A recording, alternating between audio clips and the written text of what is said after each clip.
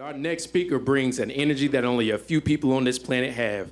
Senior Master Sergeant Robinson has over 20 years of leadership experience, utilizing personal experiences to relate to listeners and to simplify complex organizational practices. As an active duty military member, he bridges the gap between leadership concepts and interpersonal connection using unique, engaging, and fun facilitation techniques. Let's give a warm welcome for Senior Breyson Robinson. Yeah!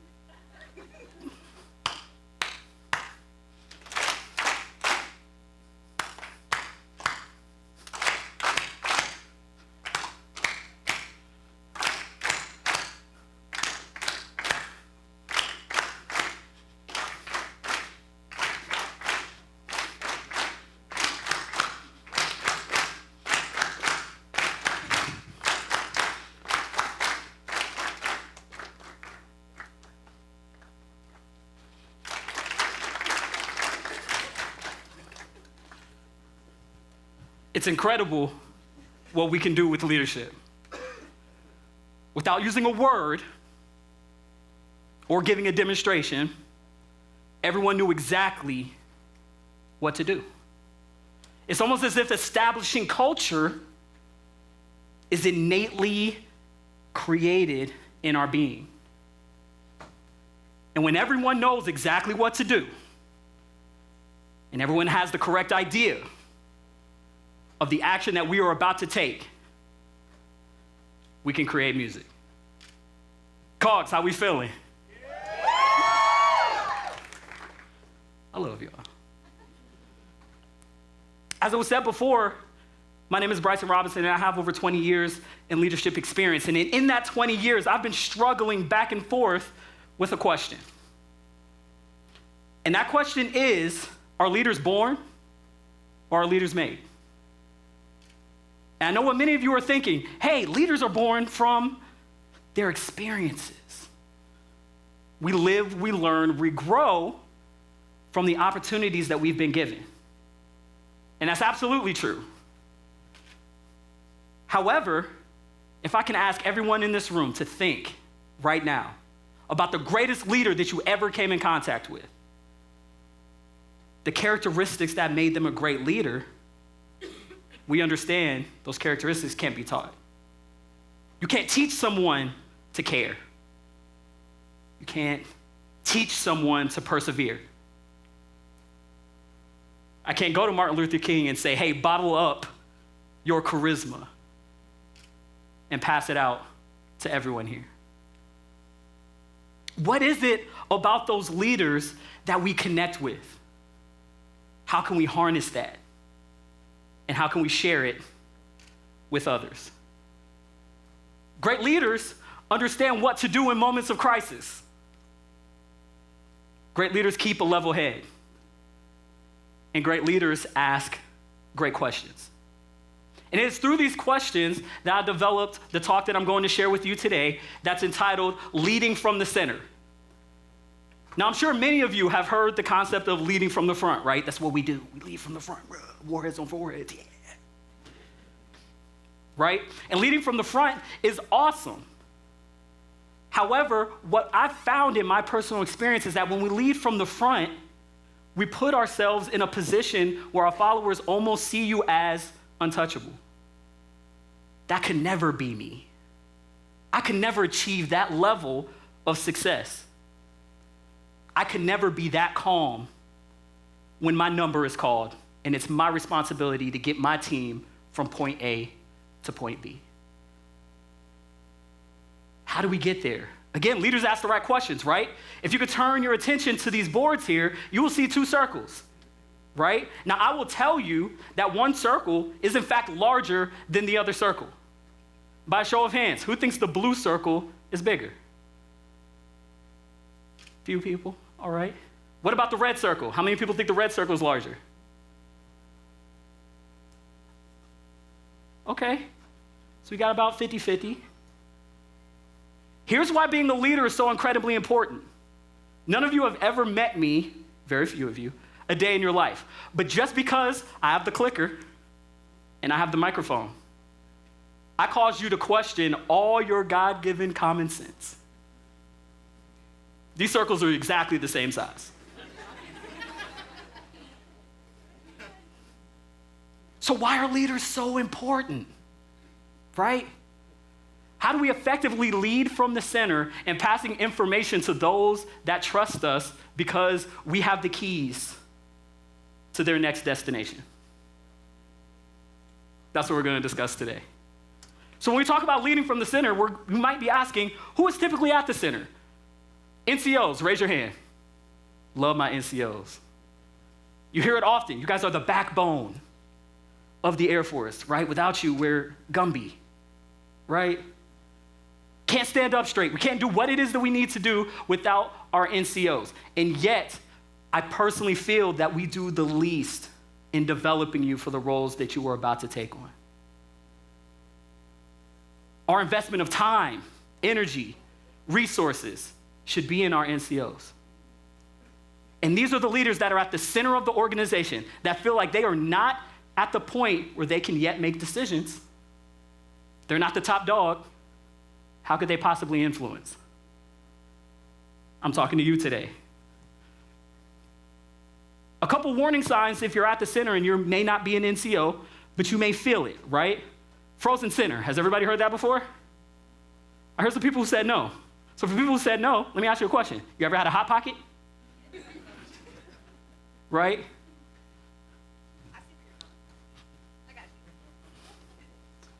You put that Hot Pocket in the microwave and it's spinning. And the entire Hot Pocket has been in there for the same amount of time. And when you take it out and you take that first bite, what does it feel like? Lava. Right? You're starting to question your life decisions a little bit, right? Start to do a little hasha fasha. You know what I'm talking about?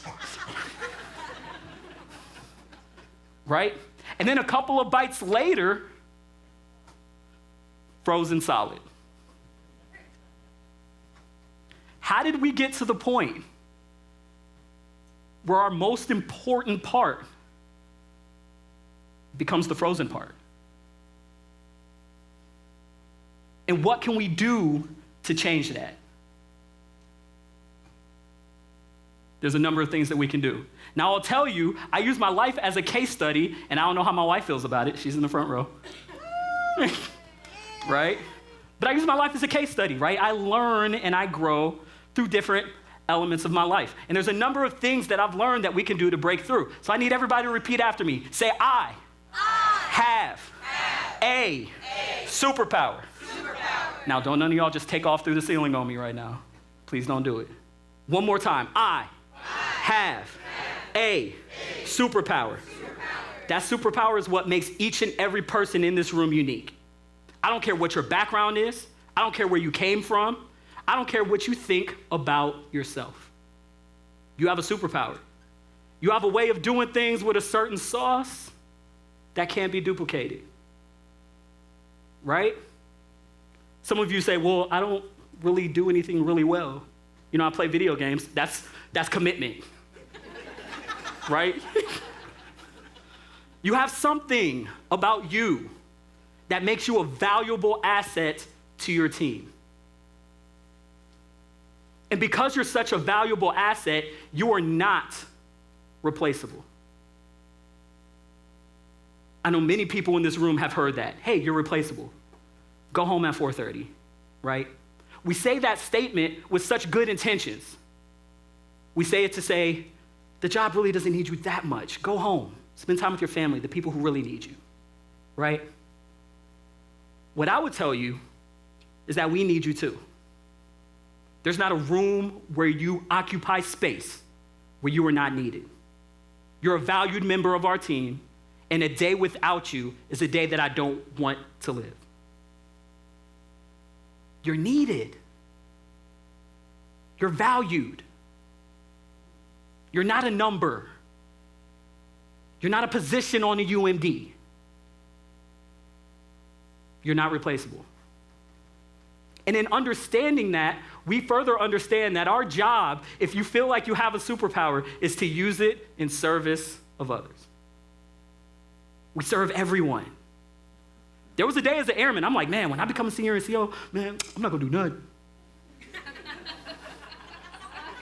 My senior NCOs don't do nothing. What I've come to realize is that from Master Sergeant on, I have just become a better servant of others. The term sergeant itself comes from a Latin word that means to serve. So when I became a senior master sergeant on January 1st, I became a senior master servant. That's what it's about. How do we service others? Now, in service of others, you start to understand how you interact with others. And I'll tell you, researchers at Princeton found that it takes less than 1/10 of a second to make a first impression. 1/10 of a second. To put that in context, that's one flap of a butterfly's wings.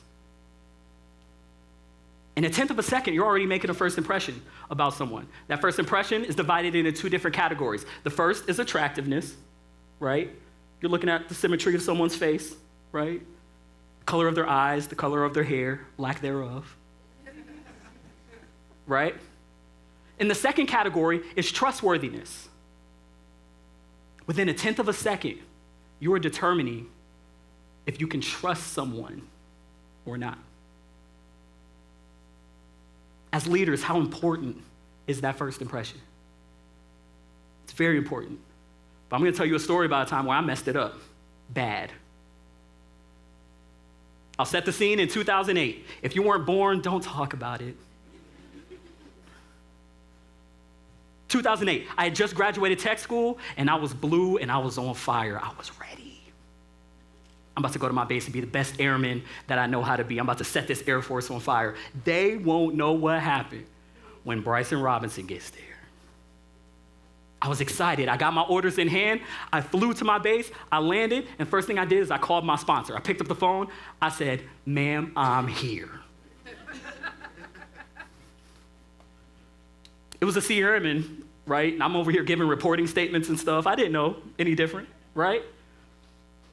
So she's like, "Okay, where are you?" So I'm starting to describe some of the different things that are around me. I'm like, "Well, there's a buffalo head on the wall, and there's a bench right here, and I'm standing next to the only plane that just arrived." She's like, "Okay, well, I'm looking for you, and I don't see you." And I said, "Okay, well," and I look up, and there's a giant sign on the wall.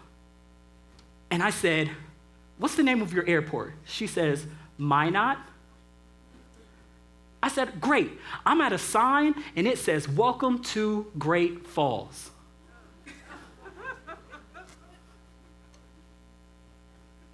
Y'all, I can't make this up.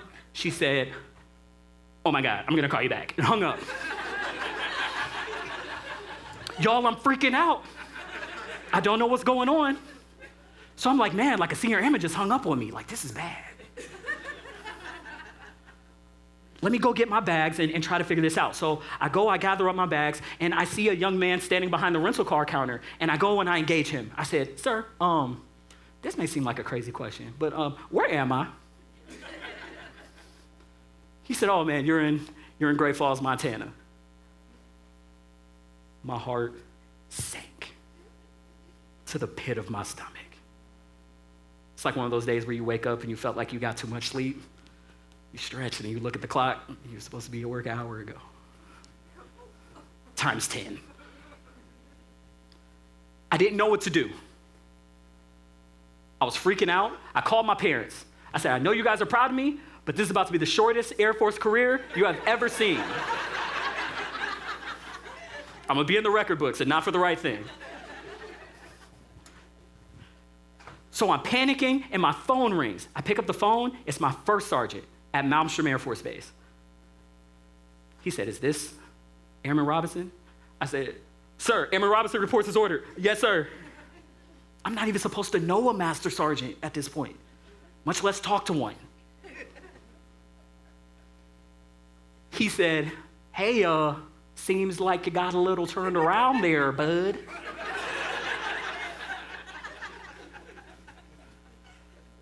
I said, sir, yes, sir, I did.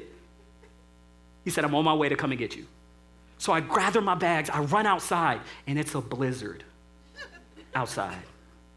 But I wasn't about to be anywhere other than where he told me to be. So I lined my bags up, made sure all the lines were flush and everything, and I stood there at parade rest for 45 minutes until he got there.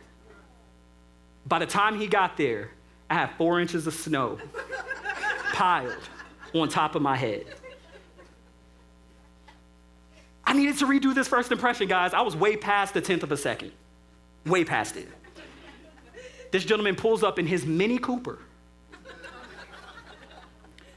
that he slid and skid 45 minutes to come and pick me up. When he pulls up to the curb, I pop to attention, right? He comes by, I grab my bags, I'm getting ready to put them in the car. He said, whoa, relax. I got it. Get in the car. So I'm like, he put the bags in the car, he gets in, we pull off. For the next 45 minutes back to base, he's asking me all the typical questions. How you doing? What's your family do? How's life? How's the Air Force so far? And I'm thinking in my head, like, does it matter? Right? At this point. So we get back to base. He points to me 3 locations. He said, this is lodging, that's the DFAC, that's the fitness center. You need to be in one of these 3 locations at all time. I'm gonna check on you in a week. I said, yes, sir. So for the next week, I worked out, I ate a lot, came back to my room, watched movies all day. A week later, he comes and he picks me up. We drive, and he stops at an empty lot on the base. I said, oh my God, this is it. I knew it. First 48.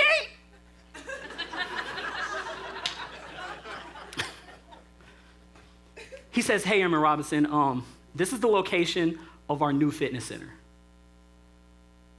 We haven't built it yet, but we're gonna need a lot of people to help us run it. So I talked to your first sergeant at Minot, and we're just gonna keep you. Excuse me? He said, yeah, we're just gonna keep you. When I talk about leading from the center, I'm talking about being the leader that you all once needed when you first entered the workforce. Did I deserve the knife hand? Absolutely. Did I deserve to get chewed out in that moment? Yes. Granted, it was an issue with my orders. I had no control over that. I've never flown by myself before, and I ended up in the wrong state. I actually flew over the state I was supposed to be in to land in the wrong one. To this day, I still call Master Sergeant Parker on my Air Force anniversary and remind him that I'm here because he was there for me. That was 16 years ago. Master Sergeant Parker still answers my call. We still talk about his family. He still asks me about mine. 16 years later, I now realize the emails that had to be sent on my behalf. The phone calls that he had to endure night in and night out to try to figure out what to do with me. And that gives me a level of empathy for my airmen and a level of grace for my airmen to say, I was you once. Where's that leadership gone? How quickly we forget the knucklehead decisions we used to make. But it's that level of transparency and that level of connection that brings us the leadership that we need. Gone are the days where we're looking for blind compliance. We're not looking for that anymore. We need critical thinkers. We need people who can see a problem and create viable solutions for themselves. We don't need the phone consistently blowing up saying, hey, Chief, the first sergeant's package didn't make it through. You have a family. You have people that you have to care about as well. So when I talk about lesson 1 being become the leader that you once needed, that's what I'm talking about. Quickly go back in your mental Rolodex and remember who it was that you needed in that moment. Lesson 2 is be coachable and coachable. We have a speaker that's coming up right after me that's a member of the NFL. I'm a huge sports guy, right? In 1998, we had a historic NFL draft, right? It was so historic because the top 2 picks were already going to be known as historic NFL quarterbacks. They already knew, right? Number 1, the first pick had all the metrics to support the fact that he was the best. He had the yards. He had the stature. He had the bench press. He had everything. However, when his time came to show up for his pre-draft meeting, he was late. He didn't bring any pre-draft study material, nothing to truly support the fact that he wanted this and that this was his dream. Some of you may know the name Ryan Leaf, some of you don't, and rightfully so. He had an opportunity, and he missed it. The number 2 pick came in, he was early. He wasn't the most physical guy, and still isn't. He's kind of slow. But he's incredibly smart. He could pick apart the defense. He brought pre-draft study material with him when he met with NFL teams and had ideas for how they could better their offense. That gentleman played 18 years in the NFL and became an NFL Hall of Famer. That's who we know as Peyton Manning, right? He wasn't the best guy, but he was coachable and he was coachable. To be coachable means it doesn't matter where you get in this life, you understand that you can learn something. Some of the greatest lessons that I've ever learned, I've learned from my subordinates. I had a subordinate that once came up to me and said, hey, Sergeant Robinson, you're gonna be my supervisor. I said, what? That's how it works now? He's like, yeah, man, you're gonna be my supervisor, yeah. I was like, okay. I left a few weeks later, came back, sure enough, he was my subordinate. We sat down for our feedback, and I said, what do you want out of this? He said, I want to do my 4 years, and I want to get out. I said, okay. He said, I want to get my degree in IT. I said, okay, cool. We can do that. I did everything in my power to make sure he had everything that he needed in terms of time and resources to get that degree. And he got out. He's now doing very well for himself in the IT world. And I'm blessed that he's here with me today taking these photos. It's Howard Miller right over here.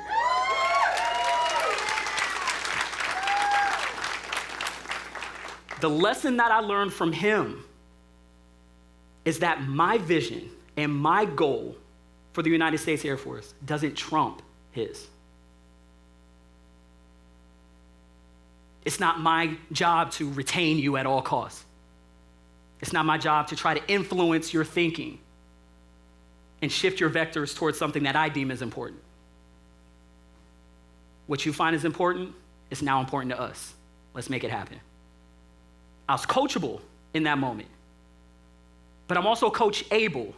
When my cup gets filled, it's time for me to dump it out and to go and get it filled again. Being here is a beautiful opportunity for me to share the things that I've learned. An outpouring of the information that someone else has poured into me. And then guess what? The moment I leave here, I'm back in receive mode. What else can I share with everyone else? Coachable and coachable. Everyone repeat after me. Information. Inspiration. Revelation. One more time. Information. Inspiration. Revelation. When we're talking about culture, and we're talking about changing a culture to one that is resilient, we need to understand the 3 layers of cultural development. Now, I need you guys to do me a favor. If you are sitting next to someone who has all kinds of fire and pep and energy, I need you to point them out right now. Cia Reyes, come up here. Y'all give it up for Cia Reyes. Come here. Come here.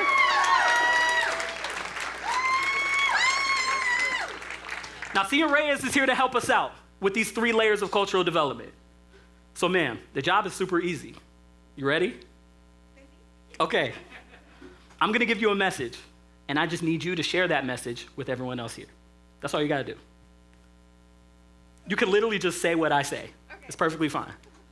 All right? This place where I am standing is the greatest place to be. Yo, this place that I am standing on, it is the great place to be.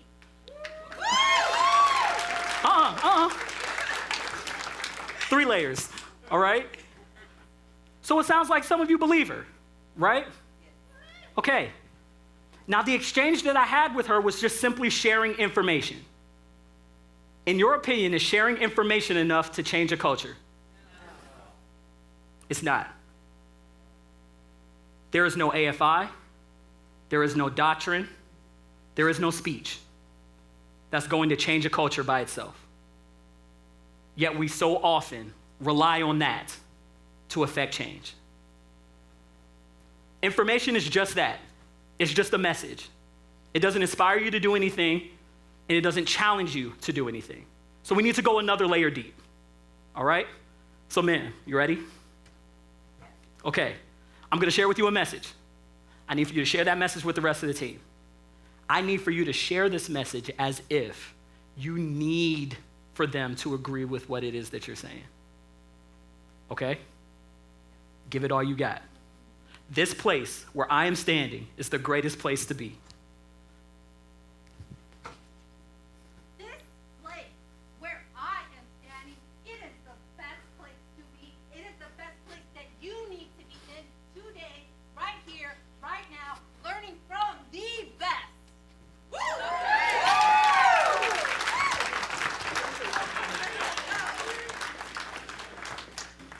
Do y'all believe her? Yes. I love it. I love it. What I just gave her was information, but also inspiration. I gave her the how behind what I was expected her to give. We cannot simply say, hey, this AFI now says this, we do this, and expect that to change the culture. We can put some energy behind it, and that goes to the next level, right? We're putting energy behind this position, and we are convincing you that this is the right thing to do. However, there's still another layer, right? So, man, I'm going to give you a message. I'm going to ask for you to share it with everyone else. I need you to share this message as if it is the most important message that you have to give. And for anyone that steps up here to occupy the space that you are in, I'm going to pay them $5. All right? Some people already prepping. You ready? Don't worry about it. That's not even for you. It's for them. You ready? This place where I am standing is the greatest place to be. This place where I am standing, it is the greatest place to be. And this is where you should be today. You are here for a reason. You chose to be here. You chose to come here. You chose to fill your cup. You chose to come and listen to great inspirational motivators that are going to help you get to the next level.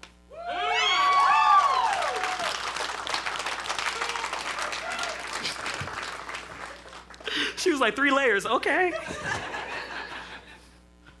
Y'all felt that. Now, some of you, when I passed the original message, y'all started to prep. Y'all started to put stuff down. Y'all like, shoot, $5 is not a lot of gas, but it's some gas.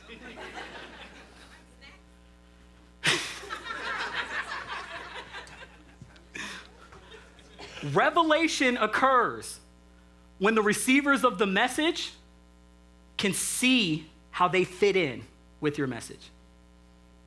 What is the benefit for me? It's not enough to say, hey, you get 2.5 days of paid leave a month. It's not enough to say, you have 2.5 days of paid leave per month, and I expect you to take it. It's about saying that you have 2.5 days of paid leave per month. I expect you to take it, and I expect you to spend it with your family. Because when you spend with your family, time with your family fills your cup. And when your cup is filled, you can give me 110% at work each and every day. So I need you to take it. You now see the benefit in you taking that leave. When we are trying to change a culture, I'm not gonna ask anyone to out their unit or anything like that. But if you feel as though you are in a unit that struggles with culture, this is how you build it over time. Enough with just the information and policy letters. We have enough of them. Enough of just the onesie-twosie buy-in of 2 members of the leadership saying, this is important and it should be to you too. Let's explain why it should be important to those men and women standing to our left and to our right. Is everybody with me? Love it. So in conclusion, and I would love to field some of these questions that you may have. Leading from the center is not necessarily an easy thing to do. I love what Chief Toberman said. Leadership is hard, and leading well is harder. There are some things that you have to do on the front end. There's some prep work that must be done. But if that prep work is done, your people will be better off for it. So enough of the pedestals, enough of being the untouchable leader, enough of being the perfect one. We all make mistakes, and we learn from those mistakes and understand we can connect because of them. If people can see themselves one day in your position, they will be better off for it.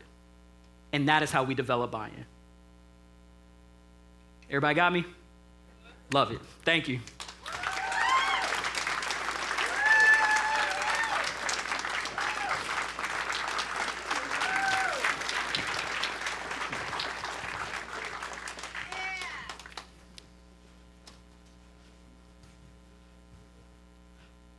If you got a question, just go ahead and raise your hand. I'll bring a mic around. Unless you guys got them online already. You guys got them? All right. What is your, oh, that one, real loud. What is your advice for those whose supervisors don't invest in their personal growth?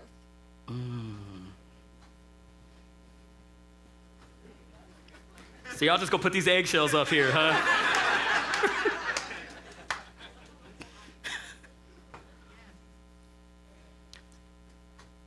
I'm under the personal belief that there is no such thing as a completely selfless deed, right?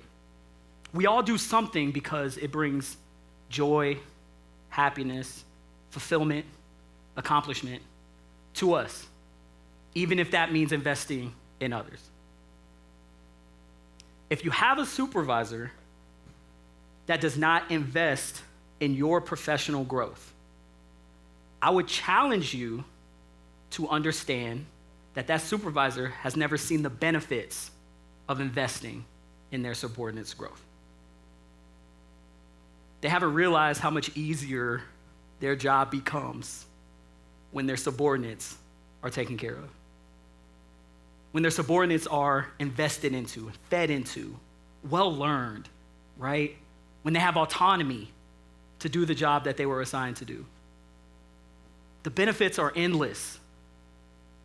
The great John Maxwell, ma'am, I know that's a good friend of yours, says managers add, leaders multiply. Managers can show you how to make the widgets, right? And you'll just go on to do just that, make more widgets. But a leader shows you how to make the widgets even better, how to take care of the people who make the widgets, how to make the widgets more cost effective, how to market the widgets, and how to create more leaders around them. And then that idea multiplies over time. Many of you here are here as a result of a supervisor who invested the time. That saw a benefit in your professional development. So if you currently have one, I would recommend that you approach them from the standpoint of, this is how this benefits you. You give me these couple of hours. and I could save us weeks of time. I could feed back into this organization 2, 3, 4, 5-fold from just a couple of hours. You all being here, the fact that you're here already tells me there's some investment. Simply allowing you to be here is one. All right? So come from that perspective. This is how this helps you, and then you can also get what you need out of that situation as well. Right? All right. How do you lead a team when the mission is non-existent due to restructuring or constant change? When the mission is in restructuring and in constant change, the constant in that situation is the people. That will never change. You may not have a mission, but you still have people. Those people become your mission, if they weren't already. I do another discussion where we talk about your value. I feel like in the Air Force, we've lost a lot of the value of our work. And I use NFTs as an example. If you guys don't know what NFTs are, it's this crazy situation, right? You got these pieces of art that look like they were made on Microsoft Paint, right? And they sell for millions of dollars. It's not the actual piece of art, it's the value that is placed in the art. How much value do you have in your people? How much value do you have in what you do? Because when the mission goes, the people remain, right? If we're always about the people business, the mission side will take care of itself. I promise you. Because your people are well invested into. So let's change your focus to, yes, we might not have a mission, but we have these people. How can we build up our people so when this mission comes back, we're hitting the ground rolling and we're ready to go?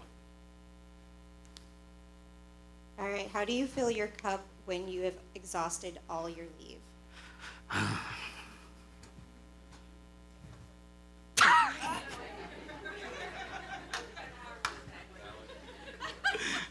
They're hitting you with the hard ones. Right, I see.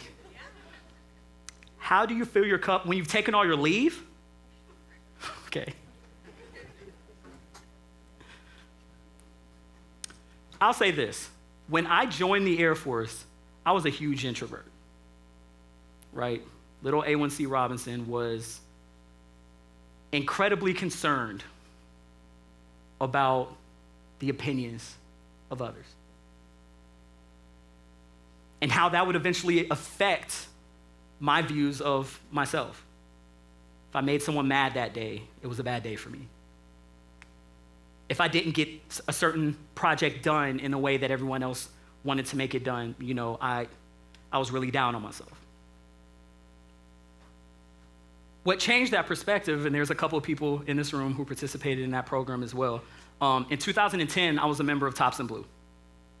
For those of you who don't know what that is, it was a traveling entertainment unit with the Air Force that traveled around the world. So in 2010, I did 140 shows in 27 countries as an A1C. And what that experience did for me, I didn't even realize it was happening. The day I got back to my unit, I was walking through my command section, and my commander, who's General Benetti now, looked at me at the time and was like, "Robinson, what happened to you?" I said, "Whatever do you mean, sir?" He was like, you stand up straight, your head's up, you speak up, you advocate for yourself, you advocate for your wingman. What happened? What changed? And the best answer that I could give him was, "Sir, I was given an opportunity. I was given a chance to travel around the world, to lead a band that had other NCOs in it, and here I am, 19-year-old Breyson, responsible for leading a team." What that has done for me now is when I need fed into, I can look at my team and I can see that. I can look at my spouse and she gives me that. And we have an issue sometimes with seeing that as selfish when we need to take a knee. It's selfish. We don't do that, right? It's impossible to pour from a cup that's empty. There's nothing there. And you can't honestly say that you're giving your 100% to your team when you have 10% left in the tank. So when your leave is gone, and your only source of inspiration or feeding into yourself lies outside of what it is that you do, I would challenge you to look for a source within. Because I'll tell you, my airmen, they feed into me all the time, and they don't even know it. This is why I have use or lose every year. I enjoy them. The mission's cool, you know. I'm services, I'm in the people business, I love it. But the people, they feed into me each and every day, unknowingly. So if you haven't intentionally searched for that source of inspiration without taking lead, I challenge you to do so. Also, visit your local Force Support Squadron, right? Go get you a workout, right? Go get you a meal. Go to the bowling alley, go to the golf course. I just picked up golf. I'm terrible at it. But I'm outside, it feels good, and I'm working on it, right? So I would challenge you to look for those other sources outside of what you typically would do as alternative sources, right? Because always getting away, especially if a supervisor asks that question, your people see that, right? And that perpetuates that culture that we talked about earlier, that happiness lies outside of here. And it doesn't have to. It really doesn't. All right, the last question is, looking ahead, how do you anticipate the concept of resilience in leadership evolving in the coming years? How do I see it? That's such a mature question. Like, I'm a senior master sergeant. I can't believe it.